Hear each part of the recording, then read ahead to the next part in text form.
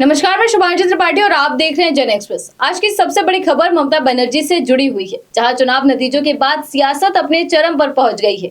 देश की राजनीति में एक बड़ा भूचाल आ चुका है और सत्ता का खेल पूरी तरह बदल गया है।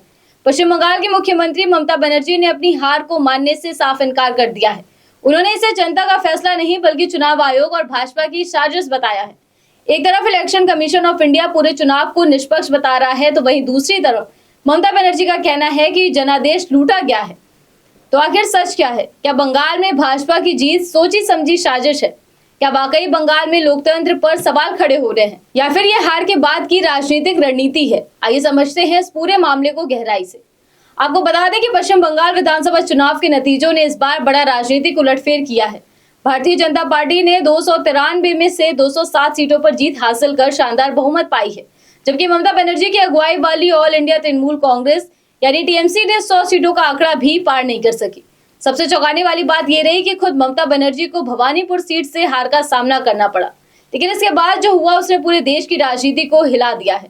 ममता बनर्जी ने चुनाव नतीजे सामने आने के बाद प्रेस कॉन्फ्रेंस में साफ कहा कि मैं पद क्यों छोड़ूं, हम हारे नहीं हैं, हमें जानबूझकर हराया गया है और जनादेश लूटा गया है।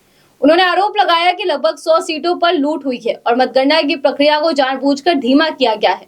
इतना ही नहीं, उन्होंने चुनाव आयोग पर सीधा हमला करते हुए कहा कि हम भाजपा से नहीं बल्कि चुनाव आयोग से लड़ रहे थे। ये बयान बेहद गंभीर है, क्योंकि ये सीधे देश की सबसे अहम संवैधानिक संस्था पर सवाल खड़े करता है। इन आरोपों के बाद इलेक्शन कमीशन ऑफ इंडिया ने तुरंत प्रतिक्रिया दी और सभी आरोपों को निराधार और असत्य बताया। आयोग का कहना है कि पूरी मतगणना प्रक्रिया सीसीटीवी की निगरानी में हुई और हर चरण में पारदर्शिता बरती गई है। यानी एक तरफ ममता बनर्जी का आरोप है और दूसरी तरफ चुनाव आयोग का सख्त खंडन। अब सवाल ये उठता है कि आखिर सच्चाई क्या है? इन आरोपों के अलावा कुछ चुनाव नतीजों के बाद बंगाल में हिंसा की खबरें भी सामने आ रही हैं।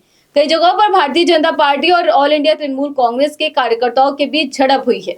रिपोर्ट्स के मुताबिक दोनों पक्षों के एक कार्यकर्ता की जान भी जा चुकी है। कोलकाता के न्यू मार्केट इलाके में हालात और बिगड़ गए हैं, जहां टीएमसी के एक कार्यालय पर बुलडोजर चलाने की खबर सामने आई। हांगकांग मार्केट के आसपास अफरा तफरी का माहौल देखने को मिला। दुकानदारों ने डर के मारे अपनी दुकानें बंद कर दी और सुरक्षित स्थानों की ओर भागते नजर आए। ममता बनर्जी ने यह भी दावा किया कि मतगणना केंद्र के अंदर उनके साथ बदसलूकी की गई। इतना ही नहीं, उन्होंने कहा कि उन्हें लात मारी गई, धक्का दिया गया। साथ ही उन्होंने केंद्रीय बलों पर भी आरोप लगाया कि वे गुंडे जैसा व्यवहार कर रहे थे। उन्होंने यहाँ तक कह दिया कि इतिहास में एक काला अध्याय लिखा गया है और मुख्य चुनाव आयुक्त खलनायक बन गए हैं। ममता बनर्जी का ये बयान सिर्फ राजनीतिक नहीं बल्कि संस्थागत टकराव की ओर इशारा करता है। अब सवाल उठता है कि क्या ये सिर्फ हार की प्रतिक्रिया है या वाकई चुनाव प्रक्रिया में कुछ गड़बड़ी हुई है। राजनीतिक जानकारों का मानना है कि इतनी बड़ी हार के बाद इस तरह के आरोप प्रत्यारोप लगाना एक रणनीति भी हो सकती है, ताकि समर्थकों का मनोबल बना रहे। वहीं दूसरी तरफ अगर इतने गंभीर आरोप लगाए जा रहे हैं तो उनकी निष्पक्ष जांच भी जरूरी है। लोकतंत्र की सबसे बड़ी ताकत है विश्वास, और अगर वही विश्वास डगमगाने लगे तो ये पूरे सिस्टम के लिए खतरे की घंटी हो सकती है। तो पश्चिम बंगाल का ये चुनाव सिर्फ सत्ता परिवर्तन की कहानी नहीं है, बल्कि ये लोकतंत्र, संस्थानों और राजनीतिक भरोसे की भी एक बड़ी परीक्षा बन गया है। एक तरफ ममता बनर्जी हैं जो कह रही हैं कि जनादेश लूटा गया है, तो दूसरी तरफ चुनाव आयोग जो इसे पूरी तरह निष्पक्ष बता रहा है। और सच क्या है ये आने वाला वक्त ही तय करेगा। लेकिन एक बात साफ है कि बंगाल की सियासत अभी शांत होने वाली नहीं है। आगे इसमें कई तरह के आरोप प्रत्यारोप लगेंगे और भाजपा ममता बनर्जी के बीच की ये जंग लंबी चलेगी।